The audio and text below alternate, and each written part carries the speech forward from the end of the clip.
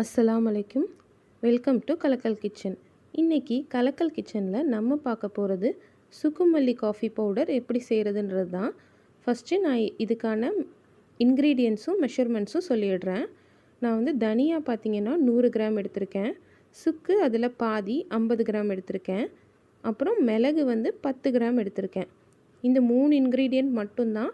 Measurement வந்து நான் டிஸ்கிரிப்ஷன்லேயும் கொடுக்குறேன், நீங்கள் அதை பார்த்துக்கோங்க. அடுத்தது நான் ஃபஸ்ட்டு சுக்கை எடுத்து நுணுக்கிக்க போகிறேன். இதுக்கு நான் உரலில் சுக்கை போட்டு நல்லா அழுத்தம் கொடுத்து இடிச்சுக்கோங்க. சுக்கு கொஞ்சம் ஹார்டாக இருக்கும், ஸோ நல்லா இடிச்சுக்கோங்க. இல்லைன்னா நம்ம மிக்சியில் போட்டு அடிக்கும்போது மிக்சி பிளேடு வந்து டேமேஜ் ஆகிடும்.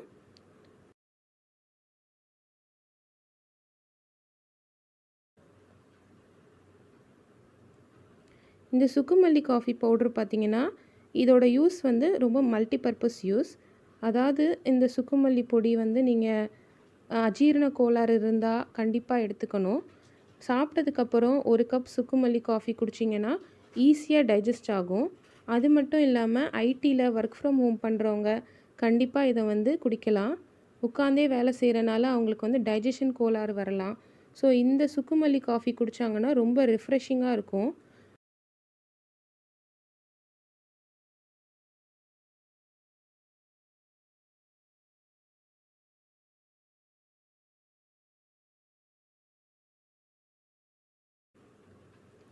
இதில் நம்ம சுக்கு சேர்க்குறனால வந்து இது சளிக்கு ரொம்ப நல்லது. சளி, தொண்டை கரகரப்பு அது மாதிரி உள்ளவங்கலாம் வந்து இந்த சுக்குமல்லி காஃபி பொடியை போட்டு காஃபி போட்டு குடிக்கலாம். ஃபஸ்ட்டு நான் சுக்கை மட்டும் மிக்சியில் போட்டு பல்ஸ் மோடில் அரைச்சி எடுத்திருக்கேன். அடுத்தது தனியாவை ஆட் பண்ணிக்கிறேன்.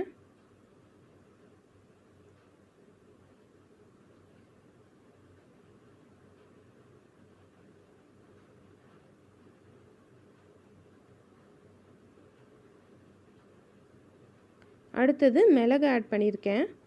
இன்றைக்கி நான் எடுத்த அந்த மொத்த மெஷர்மெண்ட்டை 2 பேட்சாக பிரித்து நான் அரைச்சி எடுத்துக்கிறேன். மொத்தமாக போட்டிங்கன்னா அது வந்து சரியாக அரையாது, நம்ம மிக்சியில் அரைக்கிறனால.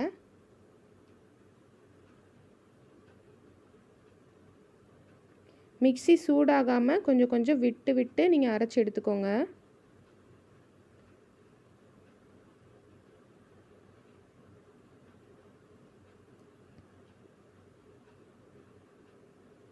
அவ்வளோதான், அரைச்சாச்சு. இந்த பவுட்ரு பார்த்திங்கன்னா ரொம்ப ஃபைன் பவுடராக வராது, நைஸாக வராது. ஏன்னா சுக்கு வந்து நம்ம மிக்சியில் அடிக்கும்போது கொஞ்சம் ஒன்றும் பாதியுமாக தான் இருக்கும். நம்ம காஃபி போட்டுட்டு இந்த பொடியை வந்து வடிகட்டிடுவோம். நான் செஞ்சு இதை வந்து ஒரு ஏர்டைட் பாக்ஸில் போட்டு ஸ்டோர் பண்ணி வச்சுக்கிறேன்.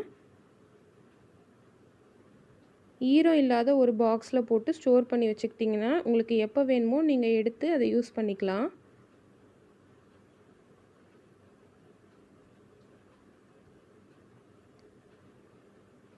இந்த சுக்குமல்லி பொடி பார்த்திங்கன்னா பித்தம் உள்ளவங்க கண்டிப்பாக வந்து இதை குடிக்கலாம்.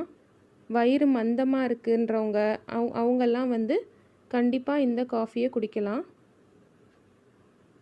அடுத்தது நான் இந்த பவுட்ரு வச்சு காஃபி ரெடி பண்ணுறது எப்படின்னு சொல்கிறேன். 2 டம்ளர் தண்ணி எடுத்திருக்கேன். இது கூட நான் வந்து ஒரு 3 ஸ்பூன் பனங்கல்கண்டு ஆட் பண்ணுறேன். நான் வச்சுருக்கிறது பார்த்திங்கன்னா இது உடச்ச பனங்கல்கண்டு.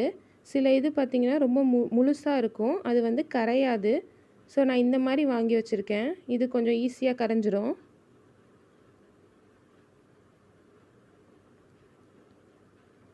சுடு தண்ணியில் நம்ம இதை போட்டு கொஞ்சம் கரைய விட்டுக்கலாம்.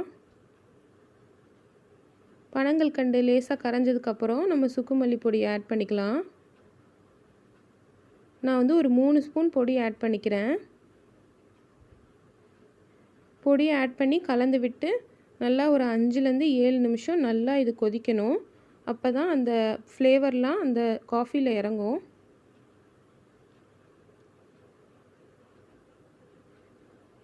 பர்டிகுலராக பார்த்திங்கன்னா இந்த கொரோனா ஃப்ளூ சீசனில் வந்து இந்த ட்ரிங்க் வந்து ரொம்பவே நல்லது, இம்யூன் பூஸ்டராக இருக்கும்.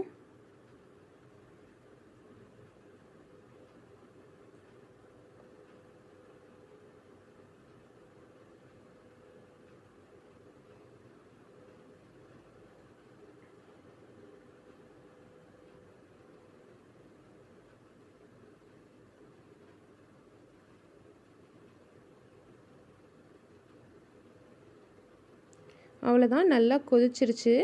இப்போ நான் இதை வடிகட்டி எடுத்துக்கிறேன். இந்த பொடி பார்த்திங்கன்னா நீங்கள் இந்த மாதிரி தண்ணியில் போட்டு தான் கொதிக்க வச்சு குடிக்கணும். பாலில் சேர்க்கக்கூடாது. சுக்கை வந்து பாலில் சேர்த்திங்கன்னா அது தெரிஞ்சிரும். அவ்வளோதாங்க, ரொம்பவே ஈஸியான ஹெல்த்தியான ஒரு ட்ரிங்க் இன்றைக்கி நம்ம பார்த்துட்டோம். கண்டிப்பாக சுக்குமல்லி காஃபி எல்லோரும் ட்ரை பண்ணி பாருங்கள் உங்கள் வீட்டில். இந்த வீடியோ உங்களுக்கு பிடிச்சிருந்துச்சுன்னா எங்கள் சேனலுக்கு சப்ஸ்கிரைப் பண்ணுங்கள். உங்கள் ஃபீட்பேக்கை எங்களுக்கு ஷேர் பண்ணுங்கள். தேங்க்யூ.